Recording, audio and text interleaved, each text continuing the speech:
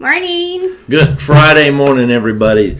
Weather's beautiful here in Mustang, Oklahoma. Okay, we are WRME Live, Weichert Realtors, Main Edge. This is, September 15th, 14th? 15th. It's the 15th, hot dog. Welcome, everybody. I don't know if you got to see any of our videos from this last weekend, but the Mustang Western Days, that was a big success. Okay. Lots of fun. Yeah, we raised quite a bit of money for the Chamber of Commerce. It was really good. Morning, Robert. Morning, Sandy.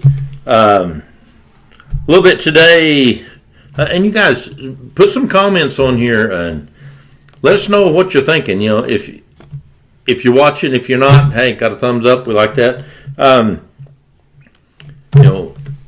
We're getting ready to kind of attack a few different things on our marketing this next week.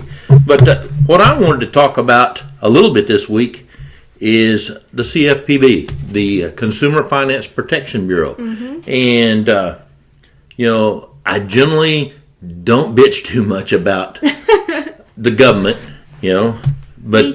try not to. Right, but the overreach with the Consumer Finance Protection Bureau has got out of hand, and it's really getting out of hand.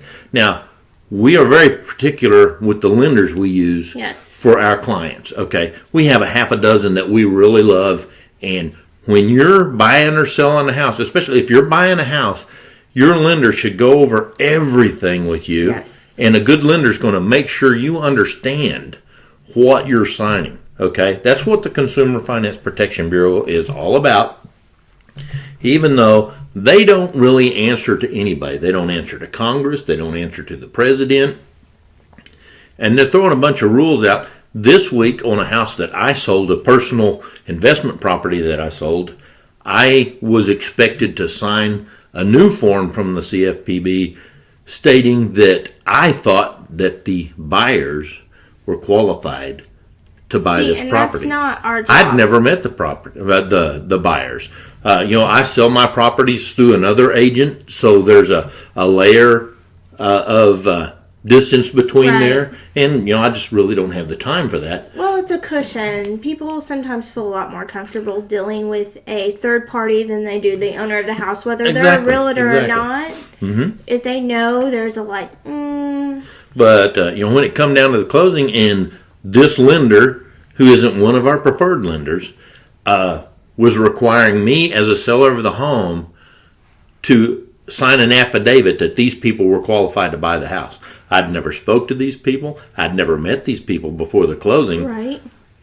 I'm sorry, dudes. I'm not signing this thing. Well, to get it funded, I had to sign it. But I wrote all over there. I've never met these people. Right. I don't know them. There's not my job. No backdoor deals going on and all this stuff.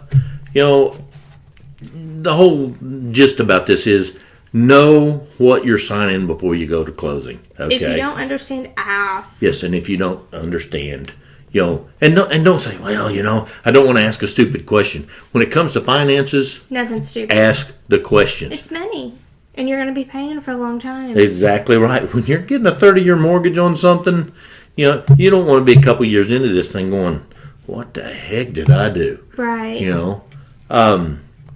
So just understand what you're signing. And if you have a question or need a good lender, if you're wanting to get pre-qualified for a house, we've got at least a half a dozen, but we've got some that are really preferred. We've got our Weichert Realtors Gold Label lender, which is Jerry Ashford with Centennial Mortgage. But we've got some others that we just love to work with. You got to get with somebody good. And don't go with those 1-800 internet guys. Rocket Loans or anything like that. You shouldn't really say a name here. Sorry. But okay. Yes, it's just... if you want to literally pull your hair out because these people don't understand, like Oklahoma, our market, your market, what your actual life is like, you're dealing with somebody in a phone room, half of them from India or whatever. Go with a local lender. And if you go with a lender I provide and we have a problem, I'll personally go over there and slap the fire out of them and say, hey, dude, these are my clients. Better take care of them or, we're done. Yeah, it's easier for us to get on the phone with somebody local. Exactly. Saying, hey, what's going on? They just said they're blah, blah, blah. Through the whole process on buying or selling a home, we are with that lender, communication back and forth. That's one thing the clients don't really get to see. And with our job is to make sure the clients have as little stress in this whole process as possible. And, that communication that we do that you never really know about is what holds these things together, makes it all mesh and work. Okay? So don't let these government forms scare you from doing something. We're going to make sure you're on the up and up, and but hopefully some of this stuff will be taken care of, when they clean up some of the Dodd-Frank Act and some of that stuff. And here we are at our Okie word of the day, which I've already used like 3 times. I know. It's government, okay? That dang government keeps taxing us, and the government keeps messing things up, and the government keeps putting regulations on business that keeps us from doing things. Right. I mean, it's crazy. It is. All right, on our ABC series, now we're up to L, okay? Now this is the one when I first started doing this poster thing 20-some years ago. It's love yourself first. And I thought, dadgum, that's kind of conceited sounding. But, the more you think about it and the older I get, the more I understand I have to take care of myself. I have to be happy with myself in my life. Otherwise, I'm going to have a hard time taking care of the people I need to take care of. You're not happy, healthy, and it affects everybody around you. Taken care of. Right. It's kind of like, you'll fly on the airplane and they do the little spill about when the air mask drops down. You put your mask on first so you can take care of somebody else, your kid or your other passenger or whatever. Each and every one of us has somebody else that depends on us every day. Even if you don't think you've got kids. I've got grandkids. I took care of my granddaughter last night. Watched Paw Patrol like all night long. Yeah. Okay. Our buyers, our sellers, we have the lenders. Right. I mean, in my house flipping business, I have contractors that basically depend on me because I feed them so much business, they get kind of used to that. So I feel responsible to them. Same with my agents. Okay, here at Weichert Realtors. I mean, I'm very adamant about taking care of my agents.